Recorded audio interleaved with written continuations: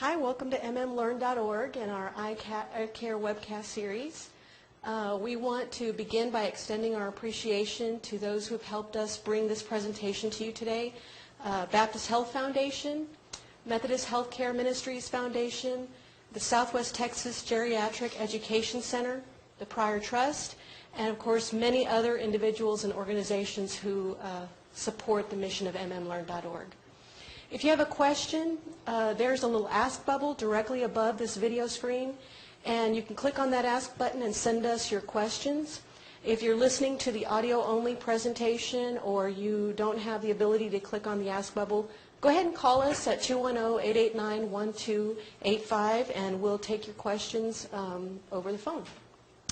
Your feedback is very important to us, and as you can see, there's a survey link in the upper right-hand corner. If you click on that, you will get the opportunity to send in your questions via the internet, or you can print the survey if you've got a group that you'd like to pass the surveys out to.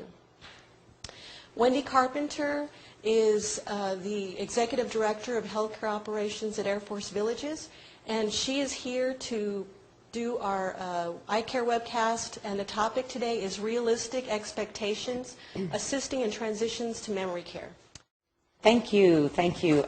Welcome and good afternoon, and I'm really pleased to be here today to talk about this incredibly important subject. And it's my opinion that a transition into memory care is probably the most difficult decision that a family member would have to make when we start looking at where do we place our loved one in a long-term care placement facility and memory care. That decision is the most difficult. Let me tell you a little bit about what I do. I oversee the healthcare operations within Air Force Villages Continuing Care Retirement Community, and that includes skilled nursing facilities, it includes assisted living, home health, and hospice, and it also includes Freedom House. And Freedom House is a 72-bed Alzheimer's assisted living facility. It has been my privilege to be involved with that directly since it opened in 1998. So I can tell you that I've counted about 250 admissions into that memory care facility in this past 12 years. So hopefully today I can give you a little bit of advice and a little bit of guidance to try to make this decision process and this transition a little bit easier for you and obviously for your loved one. I'm going to talk about three entities today that are involved in this process. Of course, there is the person that is diagnosed with dementia, there is the family or the decision makers, the responsible party, and then there's the facility that has been selected into which you are moving your loved one into. This can be the most difficult decision and transition process because most often that person diagnosed with dementia does not have the ability to participate or assist you in this planning process. Why is that? Dementia, unfortunately, leaves that person with very little, if any at all, insight into what their own deficits are. And those of us who work with dementia, we know that person is usually in denial, that lack of insight into what their deficits are. They don't need any help, according to them. And the more we try to convince them that they need help, the more suspicious, the more argumentative, the more paranoid they become. And this is just by virtue of their disease process alone. It's the diagnosis.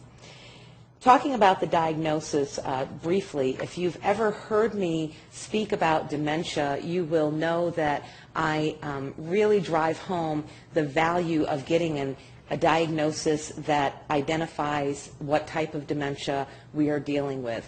And this is important on so many levels. But specifically for family members, you need to be able to understand what type of dementia your loved one has so that it can help you plan and make informed decisions. And yes, it is true that many of the dementias have significant similarities across the board, but more importantly, for the different diagnoses such as Lewy body or Alzheimer's or frontotemporal lobe or vascular, there are enough differences that you need to be aware of that are going to help you plan and do what's in the best interest of your loved one. So when we talk about that person that has relatively little insight into their deficits, it's really frustrating, and it really puts all the load on identifying the need and making the decision on the family. So next we're going to talk a little bit about the family member or that person who's responsible for making those decisions. This is by far one of the most devastating disease processes that we see when we're dealing with Alzheimer's or Lewy body dementia and the other progressive terminal dementias. And a lot of times the family member, they're also caught up in different family dynamics. And I'm sure that some of you can relate to, and I know I've seen it in the last decade or more, where some of the family dynamics make it very difficult for the individual who has been directed to make the decisions.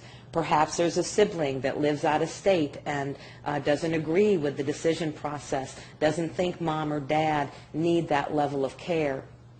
We've also seen where, we have a role reversal. So if the decision maker is making decisions for a family member, that's often very difficult if that family member was a parent. Again, you've got that role reversal going on.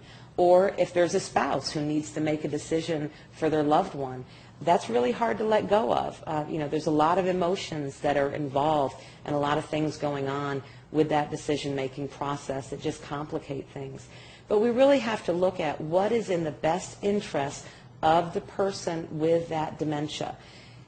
It's impossible to think that any one person can provide the services that that individual needs 24 hours a day, 7 days a week, 365 days a year. That is a huge task, and it's going to affect the physical and mental well-being of that care provider. On occasion, I have seen where an individual diagnosed with dementia, perhaps it's very early stage Alzheimer's, perhaps it's a vascular dementia, but on rare occasions I have seen individuals that have been diagnosed actually take part in that decision-making process and that planning process. They still have enough insight, they are in tune to things are going wrong, and they start having very open conversations with their family members and making that decision. When that happens, I'm just going to throw this advice out there. If that occurs, family members, you need to take advantage of that, because as the disease progresses, that's going to be lost. So if you do have those rare cases where the individual themselves start identifying they need more services, you need to jump on that and take advantage of it. Next, I want to talk about the facility itself. Obviously, if we're looking at and we're talking about transitioning into memory care, we're talking about transitioning into a facility. So most likely it's going to be perhaps an assisted living that specializes in memory care, or you may actually need a long-term care facility, again, that specializes in memory care. That facility, just by virtue of performing dementia care specifically, is going to be flexible. Flexibility is key in any successful memory care unit or home or household or facility or whatever name you want to tag onto it. But flexibility is the key. That facility knows what a transition process takes, and they are going to go ahead and ensure that the staff are all on board. We know when the new person is moving in. We know their needs. We know their wants. We know their likes. We also know of any issues that the family's made us aware of, so we can try and guide and reduce any additional anxiety or unwarranted anxiety. So the facility really plays a key role in this as well. It's all about communicating and working together as a team, again, focusing on what is in the best interest of that individual. In my career so far, I have been asked 2 questions more than any other. And I'm sure if you're a family member watching this today, you may have this question, ready to post it. And these are the $2 million questions. The first one is, when do I know it's time to transition my loved one into memory care? The second one is, do I tell my loved one that this is what we're doing? I will tell you that I have the answer to the first question. I don't have an answer to the second question. The first question is, how do I know? When do I know? When is the time for me to start looking at this transition? Let me start off by saying perhaps your loved one already resides in an assisted living facility, but they don't perform memory care programming. That answer is going to be made for you by the facility itself because they're going to identify that they can no longer meet this person's needs. So that decision is going to be made for you. But if the individual is living at home, you really have to look at two factors. One, and most importantly, is safety. Is this person safe at home anymore? And if they're not safe at home anymore, you've got to look at that transition and you've got to make that decision. Safety includes a variety of factors. Are they out wandering? Are they leaving the home and out wandering in the streets where it's unsafe? Oh my gosh, are they still driving? Are they at risk for causing injury to themselves or others? Are they at risk for getting lost? I can tell you dozens and dozens of stories where individuals with dementia are still out driving and the keys are finally taken away when there's a serious accident or the person is found hundreds of miles away from their home lost. Okay, so safety, getting lost, driving, those are huge issues. I would comment too that one of the things that we talk about a lot in some group settings and whatnot, when we talk about dementia and signs and symptoms, anytime that I'm driving down the highway here in San Antonio, I look at TransGuide, and 9 times out of 10, TransGuide, if they are posting for the community to be alerted to a person being lost, it's usually an elderly person.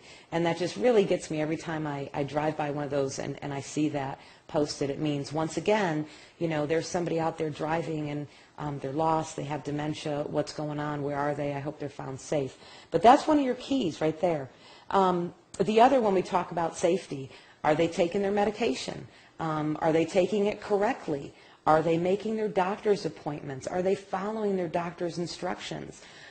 What are they doing? What are you doing with all the appliances in the household? Are they still cooking? You know, so what is the safety aspect to that person still living at home?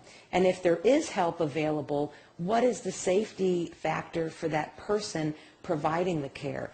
Earlier we talked about you're acting and doing for 2 people, literally 24 hours a day, 7 days a week, 365 days a year. So safety is probably one of the #1 factors that you need to look at. And if safety is in jeopardy, there's your decision. The other that I want to touch on briefly that I don't think a lot of people think about or pay as much attention to it or put as much importance on it as safety, and that is dignity. The dignity of the person with dementia. Are they, how's their hygiene? How's their hair? You know, the woman who never went outside without her hair done and her makeup on and, you know, dressed up and looking good. How's that still working? You know, the hair's unkept, the hygiene is poor, the clothes may be stained. That's a dignity issue. How are their social skills when they're going out in public? That's a dignity issue. Are they even going out in public anymore, or are they being kept closed in and away from the rest of the community because there is an embarrassment factor there? So dignity also needs to be thought about when you're asking that question, how do I know it's time to move towards that transition and make the decision? The real $1 million question, though, and the one that I said I don't have an answer to, is do I tell my loved one that we're moving him or her, you know, into a memory care unit? I don't know the answer to this. I can share with you experiences. I can share with you a little bit of insight and advice, but ultimately the decision is on you. And you have to base that decision on several factors. You have to really sit down and understand what is the level of dementia that this person has. What are other conversations that we've had that they have become upset about, or it's increased their level of anxiety, it's added additional stress? How do I think they're going to accept this? Have I talked to the physician about really where are they in their disease process? Is this something they can even rationalize anymore or not? I would say that, and we talked a little bit earlier about, there are some cases and some instances, but they're usually pretty rare where the person diagnosed can take part in that decision-making process. Usually my experience has shown me that that's not usually the case. Sometimes it's not best just to tell it like it is. You cannot argue and convince that person, you need this help, you need this assistance, you can't live home alone anymore, this is what we're going to do. That is really a tough decision, though, and I think that's probably the biggest one that most family members really struggle with in this process. I would say to you, though, that in today's day and age, we have the world at our fingertips. With the internet and the World Wide Web, we can go online and we can look up topics and we can do research, and that's why it's important to understand what type of dementia does that person have as well. And that just empowers you a little bit more so that you can start making informed decisions and really start planning this process. I will tell you that over the years I've seen different techniques used when it comes to the actual transition decision and what the individual with dementia, what they're told. I have seen where a family member has told a loved one, we're going out to lunch. They happen to go to the facility for lunch, and that's that.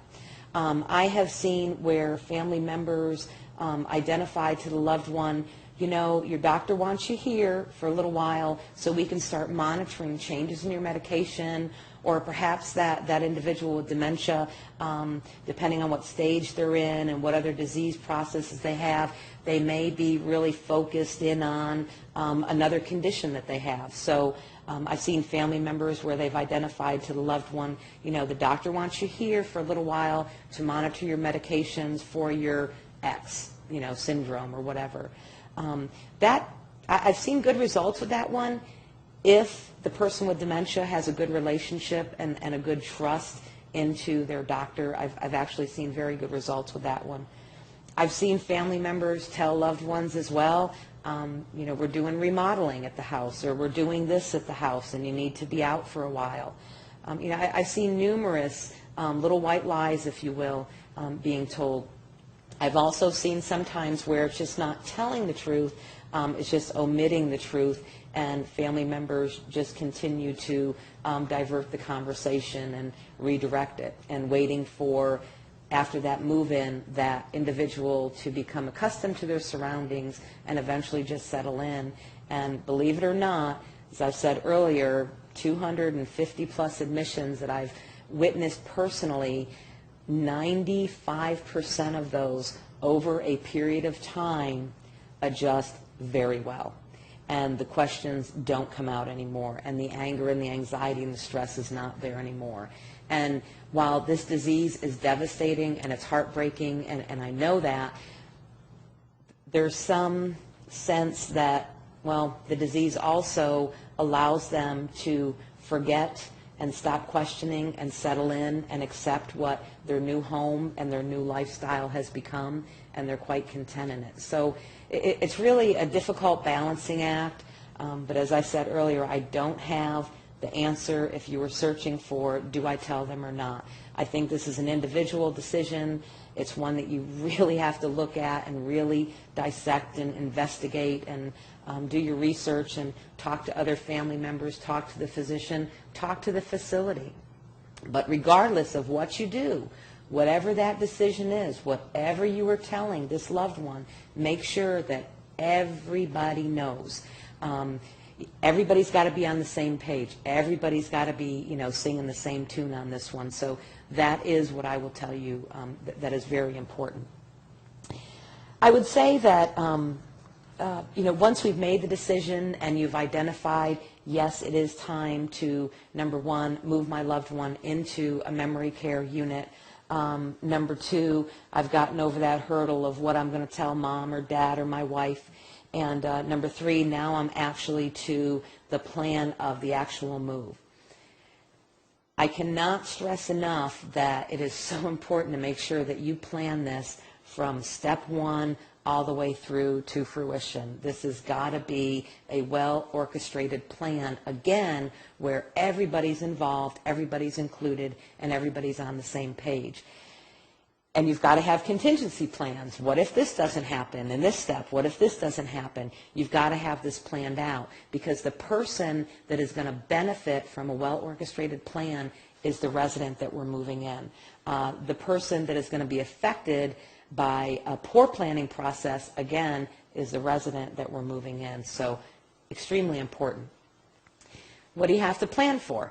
Well, you have to identify, first of all, what am I bringing in that belongs to this person? Wherever you're moving them, this is their new home. And that's what it should look like, and that's what it should feel like. It's got to be their home. So you need to furnish it and decorate it with the belongings and the things that this person knows and is comfortable with, that's going to give them that sense of comfort. So you've got to plan that out. You also have to think about clothing and all those items. It's like you're moving them to a new apartment, a new home. You have to plan that out. You don't pack everything up, though, and start moving things in front of the person that has dementia. Now, remember again, there are a few, it's rare, but there are a few cases where the person with dementia is actually going to take part in the decision and the planning process. Very rare again, but if that's the case, that's great. But usually that's not the case. And to start packing somebody's belongings in front of them and to start moving things out in front of them, for, again, that person that has cognitive deficits, you're going to create anxiety and stress. So you want to avoid that at all costs. One of the measures that we've recommended is that you bring in a family member or a friend, and somebody takes that individual out for an outing, a pleasant outing. And that allows the second team, if you will, to come in, pack up those items that were identified and carefully identified and planned previously, pack them up, get them over to the new facility, and set up that room. Right down to hanging up the pictures if need be. You've got to have that room set up. I will tell you of a disastrous transition that just sticks in my mind, and from that point on, we always said, no matter what it takes, the room will be set up. And we had a lady who was moving in, and everything, the best laid plans went to heck. And when she came into the facility, in her room were boxes, half opened, half not, things sticking out of them, a bed that wasn't made, a dresser that was cockeyed, it wasn't set up, in the room, it wasn't positioned. And, I witnessed firsthand the level of anxiety that elicited from this poor lady. She basically, almost like a mini meltdown. It was horrible. And we could have avoided all of that if we had just had everything all set up for her. Now, I'm not saying that they're going to walk in and say, oh, that's my stuff, this is great, thank you so much. Most likely not. The question's going to be, how did my stuff get here? Who moved my stuff? Who said you could move my stuff? You're going to have those questions, and you're going to learn how to redirect those conversations and actually become a master, if you will, of conversations with a person with dementia. But you can redirect that and make that a much easier situation versus the one where people are moving their belongings in and out and things are just, strewn along a room. It creates a lot of anxiety. So one of the other items that we always want to plan for when a person is actually moving into that memory care is you always want to plan for the worst case scenario. And I found that in my experience, when we plan for the absolute worst case scenario, it turns out great, but not always. So you really need to plan for those moments. What are we going to do if the person becomes combative? What are we going to do if the person continues to try to exit the facility? What are we going to do? We need to stop and think about those things. And that's why it's important for the family and the facility to have these very open conversations from day one. Well, prior to day one, because day one will be moving, right? But from the day that you decide that this is where you're transferring your loved one to, you and that facility staff need to be communicating. Again, a dementia facility is going to be prepared to handle these situations. And I will tell you up front, I'm not an advocate for using medications to reduce anxiety. However, there are occasions when it is required, and it's all about weighing the risk and the benefit. But again, those are conversations between the family, the facility, and if we're talking about medications, now we need to include the physician, definitely. These are not long-term solutions. Again, when this does happen, very limited occasions that we've had to do this, but when it does happen, it's very minimal dosages, only temporary, and it's just, again, we've weighed the risk and the benefit, okay? When we're moving that person into that memory care, we need to stop and think about, okay, so we've got the room set up, we've picked out all their belongings, we made it look like home, we've communicated very well with the family, we've identified worst case scenarios, we have a backup plan and a backup plan to that. When do we bring them in? You know, do we just drop them off at the front door and leave? You know, that's the other question. You know, families are really anxious about, how do I do this? You know, mom's just going to, you know, she's going to throw a fit and she's not going to get out of the car. You'd be amazed. I've never seen anyone, you know, sit in the car and grab onto the car door and say, no, I'm not going. You'd be amazed at how relatively, and I don't want to say the word easy like I'm throwing this off as if this isn't a challenge, but, you know, they get out of the car. They come in. You know, you just tell them, you know, we're going to visit or we're going to have lunch. And I would say that lunchtime is usually the best time, or during a meal time. Because at that point, you're not just going into a facility and you're actually going into an activity. You're going into, you're taking advantage of an opportunity for your loved one to sit down and take part immediately in a common activity in that home. I would say that family members should also really consider about staying for that meal and enjoying that time and being the facilitator between their loved one and the other residents that live there. Get the conversation flowing. Get things going. It's going to ease your loved one. It's going to make you feel a lot better because you're going to say, wow, you know, mom is already, you know, socializing with the ladies at the table, and that was just a great feeling.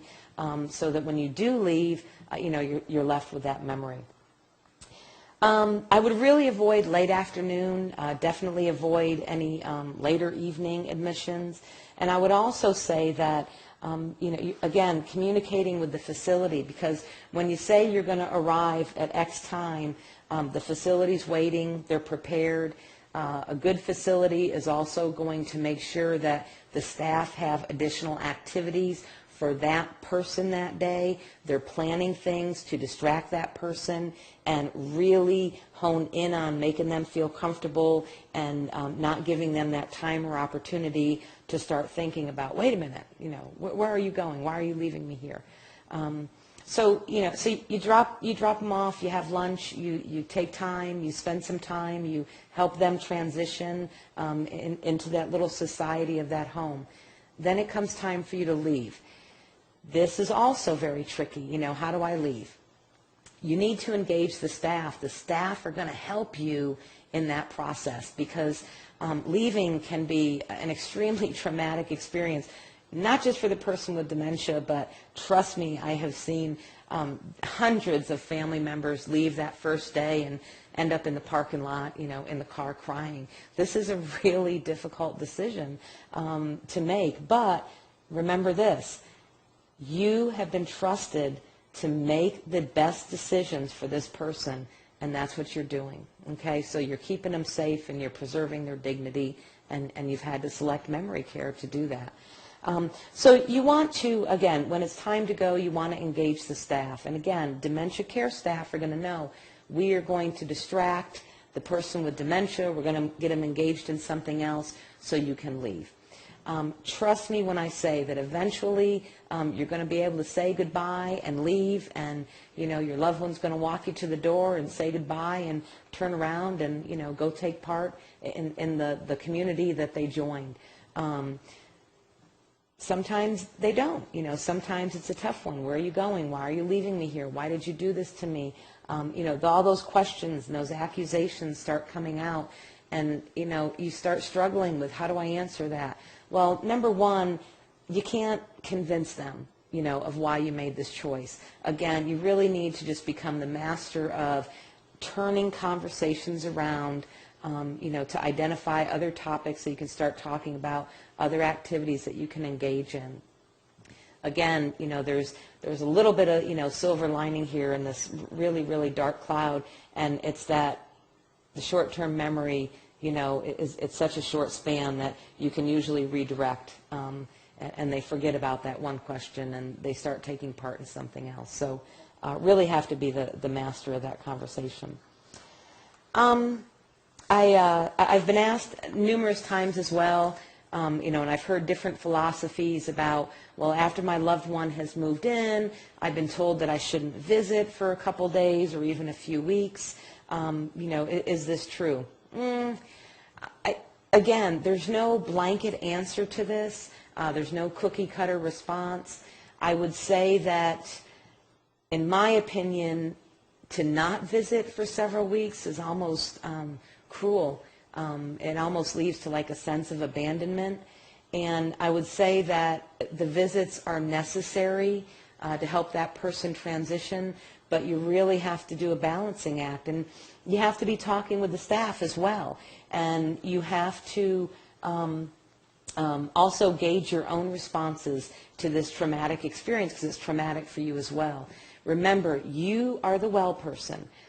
You have the cognitive capabilities to rationalize why you've made these decisions and to deal with your emotions. The person with dementia does not. Okay, so you really have to keep that in mind. I would say that it is important that you seek support. We talked about education. It's available. And there's also some great support programs out there in the community for you.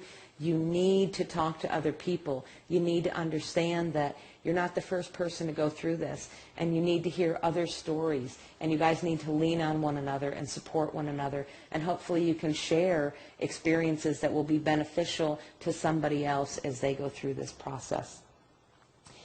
I'm going to tell you a couple more pieces of advice. One of the things that I've seen is that we will admit a person with dementia into memory care, and because of the activities and because of the structure and because now they're getting their medication and because of the nutritional aspect, because of all these things, because you're with people that know how to deal with behaviors, sometimes you'll see the person with dementia appear almost better. And that leads some families to, oh my gosh, did I make the right decision? Maybe, mom shouldn't be here, or maybe my wife doesn't need to be here, or my husband, or whomever that loved one is. And I've actually seen several family members within a couple of weeks say, I'm going to move him back home. I can take care of him now. Look, it must have just, something must have been wrong, and now it's okay. Within weeks, that person is being readmitted, because the something that was wrong was the dementia, and that didn't go away. It just appeared to be more easily managed because it's being managed by the experts. So I throw that cautionary statement out there. The other piece of advice I'm going to give is family members.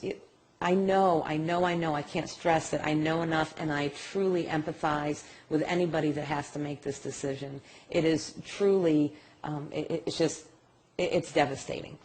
But one of the things that I've told families in the past is, if this person really doesn't belong here, they're not going to stay here. You and I would not be placed somewhere that we didn't belong, because we have the cognitive capabilities and the skill sets to implement and devise and initiate a way out. The person that's being transferred into a memory care unit does not. And because they don't leave, there's the proof. And I hope that makes sense, because that is really huge. And I think once you really think about it and you let it sink in, yeah, this really is where mom belongs, or dad, or my husband, or my wife. This is where they belong. I talked about support groups and educating yourself and really being the advocate for this person, because it is so crucial that they are able to be transferred or transitioned into memory care, and it be a positive experience. And trust me, facilities also know that this is tough for you, and they're there for you. You should reach out to the staff at the facility and have these start communicating with them and discuss with them what are some of the things that you're really still having a difficult time with. Reach out to the other family members that have loved ones in that facility and form that relationship that's going to help you through this. As I said, over time, that person with dementia, they really do transition in. They really do become acclimated, and they become a part of that home. And, sadly enough, the majority of these dementias are progressive and they're terminal. So while you're educating yourself and preparing yourself and allowing yourself to make good informed decisions, not only now for that transition, you're going to need that knowledge to be able to make decisions 6 months down the road, a year down the road, because more things are going to start happening as this disease progresses. And in order for you to be able to truly be an advocate for your loved one, you need to have that education and that knowledge. That about wraps up what I had to say today, and I hope that from some of this, somebody was able to pick out at least a tiny piece of advice or information that'll be useful. Because again, as I said, I really do understand, how difficult this is for family members and decision makers. And again, it's our role to assist the family so that we can, in turn, be true advocates for that person with dementia. Okay? I believe now I'm going to go ahead and answer some questions. So if you'll bear with me, I'll figure out what I'm doing here. Okay, so, okay, question from Marilyn. How much control do I have over the care of my mother, especially in regard to who is caring for her? What if I notice that there is a particular individual who is causing anxiety for my mom? Great question. I have dealt with this in my years of working at Freedom House and also being in long-term care for 25 years. There's you and the facility, whatever facility is chosen, you guys got to build a relationship. You have got to start talking to those facility staff members. You've got to get to know them. You've got to build that relationship. It's got to be, we're a team working for that person. And you, Marilyn, are a part of that team. And are you going to pick up on things and notice things that maybe the team doesn't? Yes, definitely. As far as facility policies, each one is a little bit different. So depending on the staffing structure and the way the facility is laid out, and depending on where individuals are assigned, call-ins, holidays, etc., you may not have 100% control over who's the one caring for your mother, but you do have some input. And I would say to just be very open and have those discussions with the facility staff and facility management. I have seen and I have made changes and I've helped facilitate changes to some staffing patterns based on the personality of the staff member and the individuals they were caring for. As I said earlier on, if you've ever heard me talk about dementia, I've talked about the diagnosis, but I've also talked about personalities. And we can't expect our caregivers, our paid caregivers, to be everything for everybody. And some people are really good with high-functioning residents. Others are just incredible with end stages and low functioning. And some people just have that personality that they can just work with everybody. But if somebody is really causing anxiety with your mom, then you need to talk to the facility staff and try to work around ways. Of course, with the understanding that based on staffing patterns, this person may still have to engage with your mother, but I'm sure that through communication and through that relationship, we can help to alleviate that anxiety as much as possible and reduce some of that interaction. Okay? Question from Kathy. What if my dad never seems to adjust to the environment? It happens, and earlier on I said that about 95% of the residents that I've seen in my experience have adjusted, but there's always that 5 to 10% they don't adjust. I know that for some families, what they have done is they have actually engaged the services of a companion or a sitter to provide one-on-one, so that there's a little more time just spent on that person, or perhaps outings, because the facility is, they can only do so much, and we understand that. So I know that for some family members, they've engaged the services of a private sitter. I would say that if your father has never adjusted, my experience would be it's not necessarily the facility, it's just his disease process, where he's at with that, and regardless of where he went, if it were another facility, there would not be an adjustment period. As I said earlier, this is just a devastating disease, and we don't have all of the answers, and we don't have all of the advice and the tips to give to cure everybody's specific situation. But sometimes there are those that just don't adjust. The other thing that I would caution, though, and I would throw out, is that I have seen, again, this is all just based on my own experience, I have seen where sometimes the person with dementia never seems to adjust in front of the family member.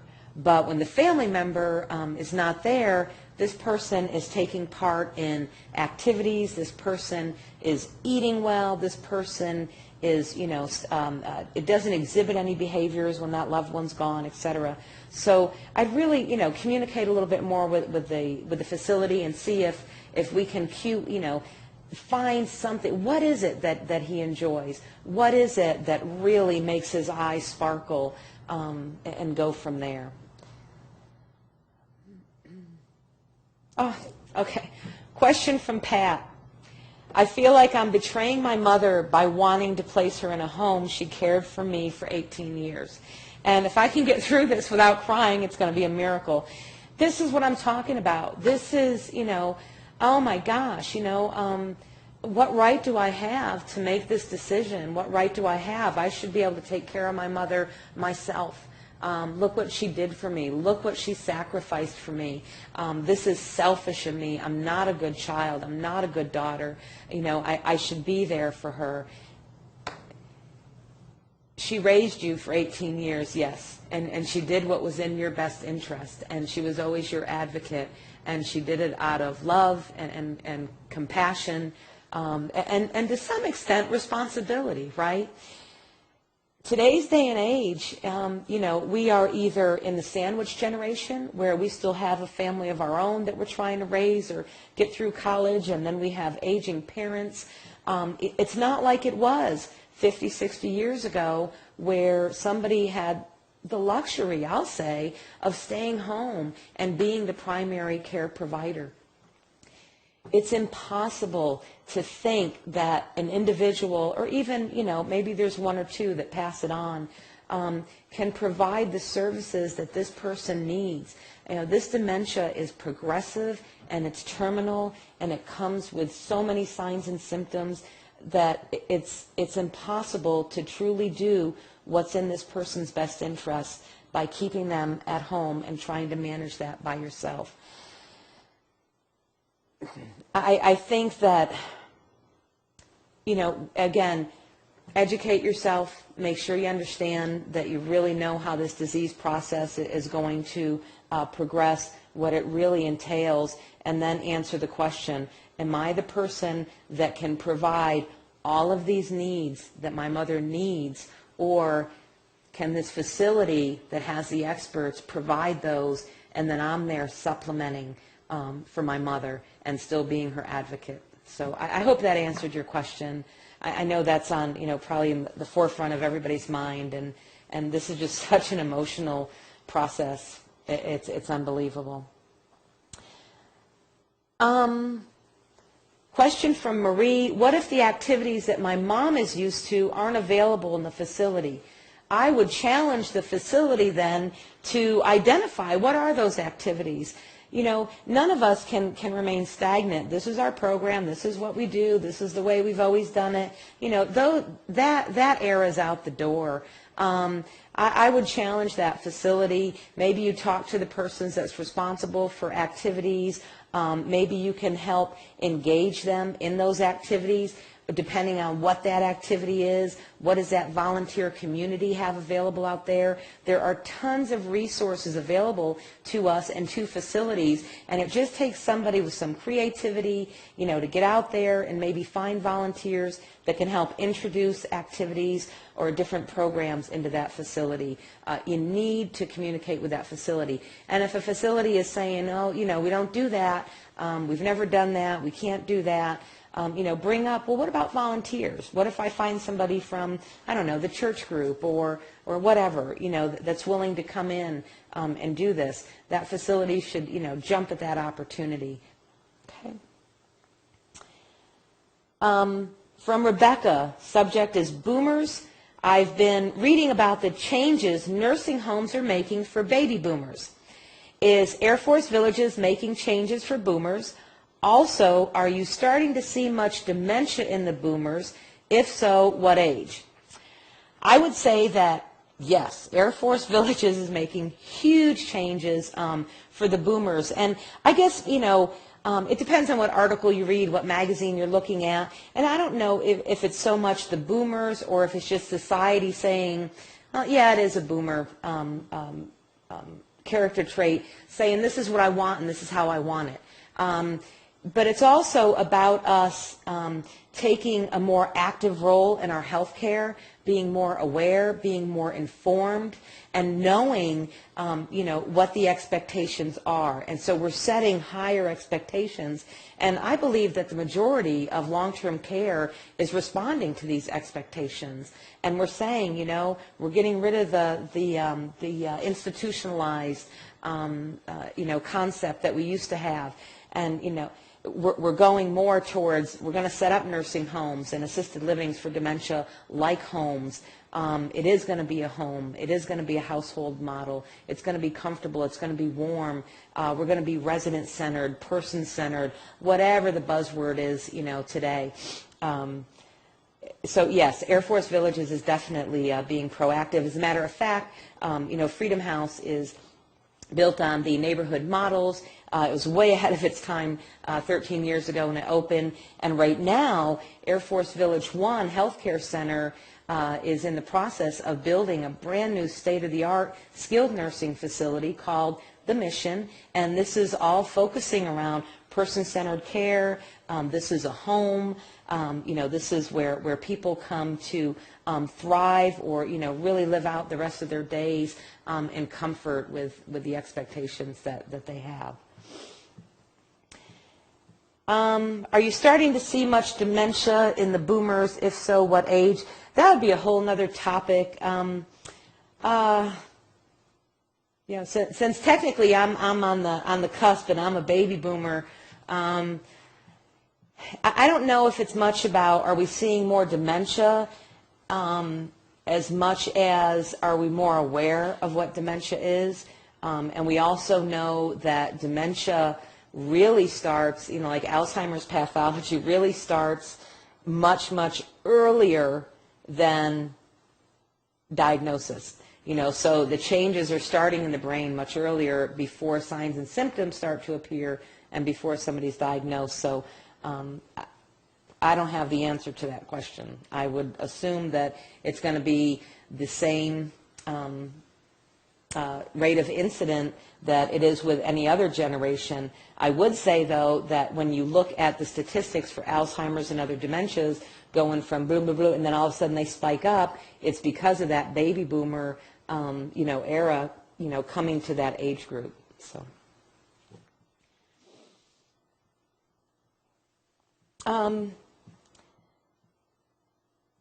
Any suggestions for staff on when to approach families about transitioning from the assisted living unit to the memory care unit? Any suggestions for staff on when to, yeah, okay. So this is what we, referenced this a little bit earlier in the presentation, and we talked about sometimes the decision is not yours to make. It's going to be made by if your loved one is residing in an assisted living facility, and because of their changes and the progression of the dementia, that assisted living facility is no longer able to meet their needs, and they're going to need to transition to a memory care. I would say that for the assisted living staff, what are your policies? What is your disclosure statement? What are, what have you set up and what have you discussed with the family on admission? You need to have those conversations up front. These are going to result in a requirement to transition to a memory care unit. If your loved one starts to exhibit X, Y, and Z, we're going to need to start talking about a transition to a memory care unit. It's really about having those discussions very early on, up front, so the expectations are there, versus trying to, backpedal and, plead your case, later on. But you just need to be honest and open and talk about, what are the needs that person has now? How are you completely unable to meet them? And how is a memory care unit going to enhance this person's quality of life? And that's what it's all about, enhancing their quality of life. From Lisa, and my family members are not willing to talk about our elders and what to do. How do you get them to talk? I'm not quite sure I understand the question. I guess I'll take a shot at this. My family members are not willing to talk about our elders and what to do. How do you get them to talk? Would it be your family members, your siblings, or other family members that are not wanting to approach the subject? And if that's the case, this is a tough one, and you're not alone in that. I would, really just, you just got to keep pushing it home. You got to show them, this is what's occurring, this is what's happening. Give them literature, put stuff in their hands so they can read and start, identifying with what are some of the issues and, how to best handle those. I hope I answered that question. I'm a little stumped on it, on what the actual intent was. My time is just about up, and there are no further questions at this time, but if I didn't answer your question, I believe you can email those to mmlearn. Is that accurate? And those will be answered. So again, I hope I shed some light for somebody somewhere to make that process a little bit easier, and it's been a pleasure being here today, and thank you very much. Thank you very much. Yes, that was very helpful information. And like she said, if you do have other questions that you'd like to send to us, feel free to send them to info@mmlearn.org, and we'll be glad to send them to Wendy to answer those questions. Again, we want to thank our donors and our partners for allowing us to bring this information to you today via webcast. Just as a reminder, the survey button up in the right-hand corner, please click that button. We want to know what you think about our presentations, and if you would give us feedback also on what you'd like to see come up throughout the remainder of the year. If you're watching this presentation for continuing education, please make sure that you complete the survey that was sent to you in your email. That's the survey that we need to get in order to generate your certificate. If you would like to donate to mmlearn.org, feel free to go to our website. We have a donate button on the bottom left. We would be very grateful for anything that you would donate to mmlearn.org to help us. If you'd like to assist us in any other way, please feel free to call us at 210-734-1211 or at info@mmlearn.org. And again, we thank you for attending this presentation, and we look forward to seeing you at our next webcast. Thank you.